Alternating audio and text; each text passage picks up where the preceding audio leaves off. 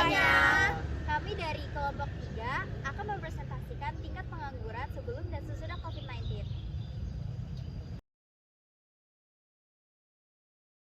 Saya Fatsya Ulianjani. Di sini saya akan menjelaskan mengenai latar belakang. Wabah COVID-19 pertama kali dideteksi di kota Wuhan, Hubei, Tiongkok pada tanggal 31 Desember 2019 dan ditetapkan sebagai pandemi di Indonesia pada 31 Maret 2020. Lalu Presiden mencabut pada tanggal 21 Juni 2023. Pemerintah Indonesia mengeluarkan kebijakan pembatasan sosial berskala besar atau PSBB untuk mencegah penyebaran COVID-19. Menurunnya aktivitas ekonomi membuat pelaku usaha melakukan efisiensi untuk menekan kerugian. Akibatnya banyak pekerja yang dirumahkan atau bahkan diberhentikan, sehingga berdampak pada peningkatan jumlah pengangguran.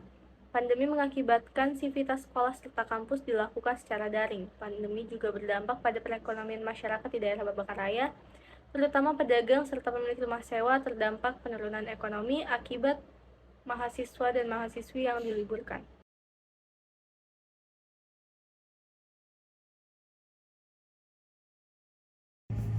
Masuk ke dalam bab 2.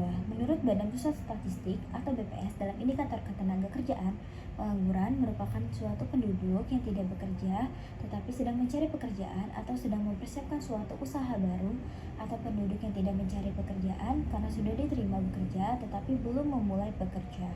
Bisa dibilang, pengangguran tidak terbatas pada orang yang belum bekerja saja, tetapi orang yang sedang mencari pekerjaan dan orang yang bekerja namun pekerjaannya tidak produktif pun dapat dikategorikan sebagai pengangguran. Dalam penelitian ini diperlukan beberapa jurnal pendukung dan data dari berbagai sumber sebagai bahan referensi yang telah ada sebelumnya yang berkaitan dengan tingkat pengangguran di wilayah Indonesia. Penelitian yang telah dilakukan menggunakan jenis penelitian studi pustaka menggunakan data dari Badan Pusat Statistik Nasional dan Daerah. Secara keseluruhan, faktor penyebab kecenderungannya sama karena merupakan data dari nasional dan teknik pengumpulan data yang digunakan dalam tingkat pengangguran di daerah Babakan Raya merupakan kuantitatif dengan menggunakan angket yang akan nantinya disebarluaskan kepada masyarakat rukun warga di daerah Babakan Raya. Bab 3. Metodologi penelitian. Yang pertama, data primer terkait tingkat pengangguran sebelum dan sesudah COVID-19. Menurut Hussein Umar, data primer merupakan data yang didapat dari sumber pertama, baik dari individu atau perseorangan, seperti hasil dari wawancara atau hasil kuesioner yang biasa dilakukan oleh peneliti. Yang kedua, metode pengumpulan survei online dan wawancara. Metode pengumpulan data dalam penelitian ini adalah dengan metode survei online dan wawancara. Survei adalah metode pengumpulan data sesuai kuesioner yang diisi sesuai dengan pengalaman individu atau kelompok. Dan wawancara adalah kegiatan tanya jawab yang secara lisan untuk memperoleh sebuah informasi. Penelitian.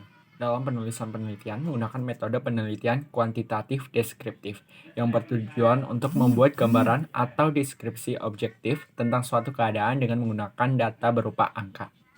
Jenis penelitian ini merupakan penelitian kuantitatif dengan rancangan penelitian deskriptif observasional.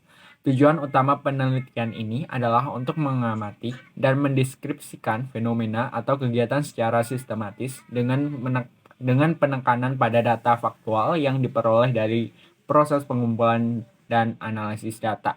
Seluruh sumber data yang dibutuhkan dalam penelitian.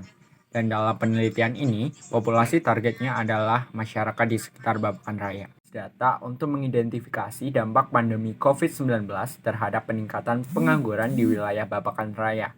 Data yang digunakan untuk penelitian ini diperoleh melalui wawancara dan survei online di daerah terkait. Penelitian bertujuan untuk memahami hubungan antara penurunan aktivitas ekonomi akibat pandemi dengan peningkatan tingkat pengangguran di Babakan Raya.